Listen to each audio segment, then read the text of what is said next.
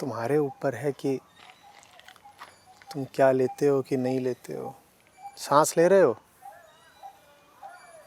सब लोग ले रहे हो सांस। हवा में जो कुछ है वो 80% तुम्हारे काम का नहीं है।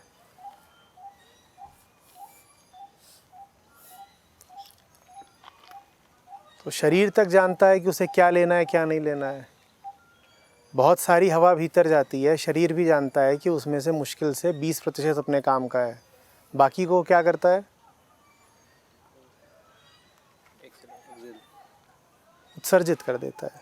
जाओ, भीतर आ भी गए तो भी जैसे भीतर आए थे वैसे ही बाहर भी निकल जाओ भाई। नाइट्रोजन का क्या होता है, अंदर आई बाहर गई।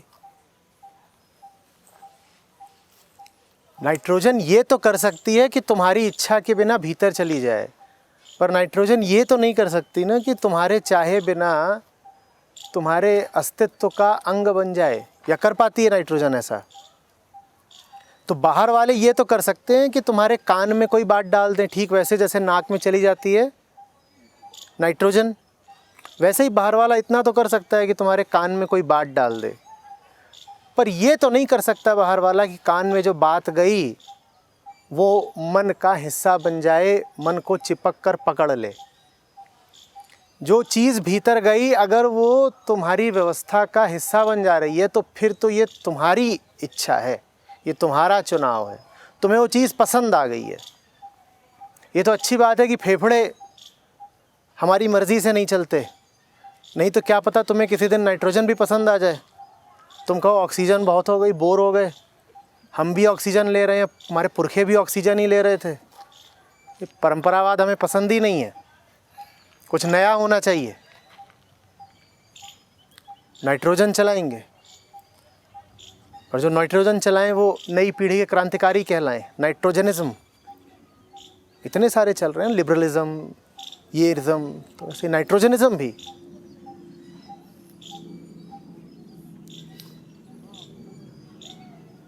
वो उधर झूला चल रहा है, उसकी आवाज़ आ रही है, वो तुम्हें परेशान कर रही है क्या? ऊपर पक्षियों का है कलरव शाम का, परेशान हो रहे हो?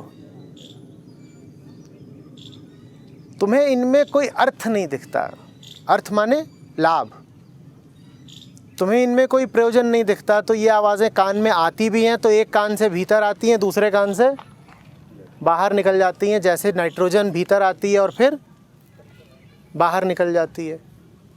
इस बात को गौर से समझो बेटा कि किसी भी चीज़ को आत्मसात कर लेना तुम्हारा चुनाव है। दूसरे को दोष मत देना, दूसरे में खोट नहीं देखने का। तुम कैसे रोक दोगे दुनिया को? अभी अभी ऊपर से हवाई जहाज निकल गया, बोल दो कि आचार्य जी बोल रहे हैं, अरे बड़ी बाधा पड़ेगी, हवाई जहाज क्यों जा रहा है, नीचे से फंदा फेंक के मारो, उतार लो, कान खींचो उसके। कितने हवाई जहाज खींचोगे ऊपर से नीचे? इससे अच्छा ये नहीं है कि हवाई जहाज गुजरते रहें और तुम्हें फर्क ना पड़े।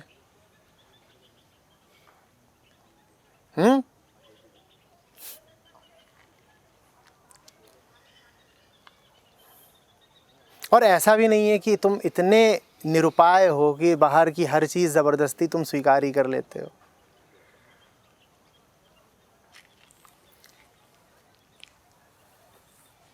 एक बार एक ने कहा कि दोस्त लोग आकर के ज़बरदस्ती सिगरेट शराब पिला जाते हैं, मैं क्या करूं, मैं बेचारा हो जाता हूं।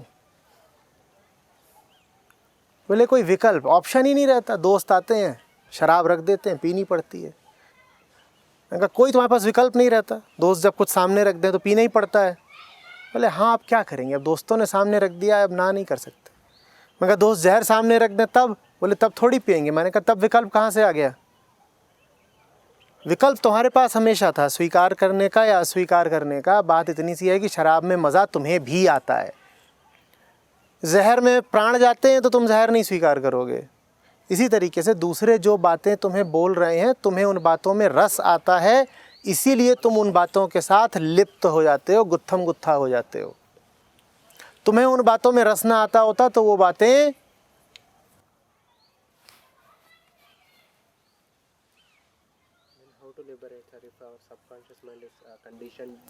सबसे पहले तो ईमानदारी से मानना शुरू करो कि तुम्हें मज़ा आ रहा है। दूसरों को दोष देना बंद करो। न सुधरने का सबसे माफिक तरीका होता है कि दूसरों को दोष देते रहेंगे, नहीं सुधरेंगे। और जो दूसरों को दोष देते रहते हैं, सुधरते नहीं हैं, उनकी सज़ा ये होती है कि वो वही गलतियां दोहराते रहते हैं जो उन्होंने पहले करी थी। तुम आज भी अगर वैसा ही व्यवहार कर रहे हो, वही गलतियां कर रहे हो, वही ब्लंडर कर रहे हो जो तुमने आज से कुछ साल पहले कर दिया था, तो इसका मतलब तुमने अभी तक ये माना ही नहीं है कि कुछ साल पहले जो तुमने करा था वो तुम्हारी गलती थी। जो अपनी गलती स्वीकारेगा नहीं, उसकी सज़ा ये होगी कि वही अपनी गलती दोहराएगा। गलती स्वीकार लो, गलती से मुक्त हो जाओगे। दूसरों को दोष देते रहोगे, मानोगे ही नहीं कि गलती तुमने करी, तो उसी गलती को बाध्य हो जाओगे दोहराने के लिए। ठीक वैसी ही स्थिति आएगी, ठीक वैसी ही तुम पाओगे अपने आप को प्रतिक्रिया देते हुए। इसका मतलब क्या है? इसका मतलब यह है कि तुमने माना ही नहीं कि तुम सदा गलती करते आ रहे हो। तुम इसी ठसक में हो कि गलती हमने तो कभी करी ही नहीं। गलती मानना बड़ी बहादुरी का काम है, गलती मानना बड़ी जिम्मेदारी का काम है। हाँ, हमारी जिम्मेदारी थी, और जिसने मान लिया कि हमारी जिम्मेदारी थी, हमारी जिम्मेदारी है, उसके पास आ जाती है ताकत। क्योंकि ताकत का ही तो दूसरा नाम जिम्मेदारी है। जो मान ही नहीं रहा कि उसकी गलती थी, वो अपनी जिम्मेदारी नहीं मान रहा, और जिम्मेदारी नहीं मान रहा तो उसमें क्या नहीं आएगी? ताकत। जहाँ जिम्मेदारी नहीं वहाँ ताकत नहीं। लोग सोचते हैं कि अगर हम अपनी भूल मान लें तो इससे साबित हो जाएगा कि हम दुर्बल हैं, कमज़ोर हैं। अपनी भूल को मानना बल्कि दिखाता है कि तुम ताकतवर हो। भूल मानना बड़े सूरमाओं का काम है। आम आदमी तो भूल स्वीकार कर ही नहीं सकता। असल में कमज़ोर की बड़ी से बड़ी निशानी ये है कि उससे भूल नहीं मानी जाएगी। तुम्हें अगर कमज़ोर ढूंढना हो तो तुरंत ऐसे आदमी पर उंगली रख देना जो अपनी भूल को छुपाने के लिए बहस करे जाता हो, तर्क दिए जाता हो। कमज़ोरों में कमज़ोर ढूंढना हो तो सबसे बड़ा कमज़ोर वो जो कभी अपनी भूल न माने, जो सदा यही कहे कि मैं क्या करूं, दूसरे आकर के पिला गए। मैं क्या करूं, मैं तो शांत रहता हूं, पड़ोसी आके शोर मचा के मेरा ध्यान भंग कर जाते हैं ना। ये लक्षण सुधरने के नहीं है। पड़ोसी बेटा तुम्हारे ही पास क्यों आते हैं? तुम्हें किसी को पिलानी होगी तो किसके पास जाओगे? अरे जो पीने में मज़े लेता हो, जिसके पास पता है कि बोतल लेके गए तो तुम्हारे ही सर पे फोड़ देगा बोतल, उसको पिलाने जाओगे? जाओगे? तो अगर तुम कह रहे हो कि मैं क्या करूं, लोग चले आते हैं मुझे पिलाने के लिए, तो इसका मतलब तुमने अपनी ख्याति बना रखी है पीने वाले की।